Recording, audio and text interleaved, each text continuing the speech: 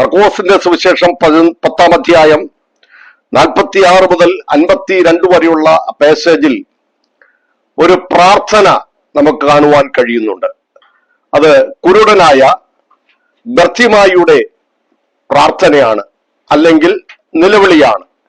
47-ാമത്തെ വാക്യത്തിൽ യേശു ബർത്തിമായുടെ അടുക്കൽ എത്തുമ്പോൾ വലിയൊരു പുരുഷാരം യേശുവിനോട് കൂടെ യാത്ര ചെയ്ത് യെരിഹോവിലെത്തിയപ്പോൾ ബർത്തിമായി നിലവിളിക്കുന്നു, യേശുവേ, ദാവീദ് പുത്ര, എന്നോട് കരുണ തോന്നണമേ. പ്രിയമുള്ളവരെ, അതുവരെയും ഭിക്ഷയ്ക്ക് വേണ്ടി ഭിക്ഷാപാത്രം നീട്ടി യാചിച്ചുകൊണ്ടിരുന്ന ബർത്തിമായി യേശുവാണെന്ന് മനസ്സിലാക്കിയപ്പോൾ അവന്റെ വാക്കുകൾ തന്നെ സഹായിക്കണം, തന്നോട് കരുണ ചെയ്യണം, തനിക്ക് കാഴ്ച ലഭിക്കണം എന്നുള്ള വിധത്തിലുള്ള ഒരു പ്രാർത്ഥന ആയിരുന്നു എന്ന് നമുക്ക് വായിപ്പാൻ മനസ്സിലാക്കുവാനായിട്ട് കഴിയുന്നു.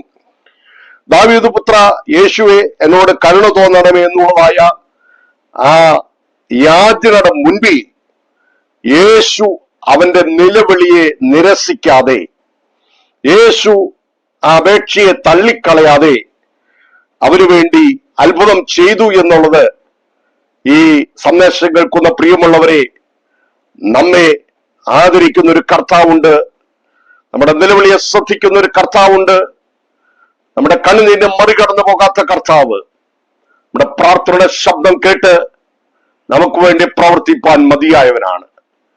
നിങ്ങളെ സഹായിപ്പാൻ ആരുമില്ലെന്ന് തോന്നുന്ന നിമിഷങ്ങൾ കടന്നു വരുമ്പോൾ, എല്ലാവരാലും ഉപേക്ഷിക്കപ്പെട്ടു, എല്ലാവരാലും കൈവിടപ്പെട്ടു, എനിക്കിനി ഒരു ആശ്രയവുമില്ല, ഒരു സഹായവും എനിക്ക് ആരിൽ നിന്നും പ്രതീക്ഷിക്കുവാനോ ലഭിക്കുവാനോ ഇല്ല എന്ന് താങ്കൾ ക്ലേശത്തോടെ ആയിരിക്കുമ്പോൾ, ഇന്ന് പകൽ യേശു ക്രിസ്തു നിങ്ങളെ സഹായിപ്പാൻ മതിയായവനാണ്. യേശു ക്രിസ്തു നിങ്ങളുടെ പ്രാർത്ഥന കേട്ട് മറുപടി നൽകുവാൻ മതിയായവനാണ്.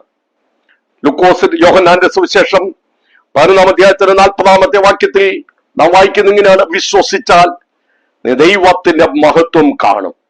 വിശ്വാസത്തോടെ പ്രാർത്ഥിക്കൂ, വിശ്വാസത്തോടെ ദൈവത്തോട് അപേക്ഷിക്കൂ, വിശ്വാസത്തോടെ നിങ്ങളുടെ ആവശ്യങ്ങളെ നിങ്ങൾ അറിയിക്കൂ. അവിടെ നിങ്ങൾക്കൊരു വിടുതലുണ്ട്, നിങ്ങൾക്കൊരു ജയമുണ്ട്. ദൈവവചനത്തിൽ യിരെമ്യാവിന്റെ പ്രവചനം 33-ാം അധ്യായം 3-ാമത്തെ വാക്യത്തിൽ നാം വായിക്കുന്ന ഇങ്ങനെയാണ്, എന്നെ വിളിച്ചപേക്ഷിക്കുക, ഞാൻ നിനക്ക് ഉത്തരമരുളും, നീ അറിയാത്ത മഹത്തായും അഗോചരവുമായുള്ള കാര്യങ്ങളെ ഞാൻ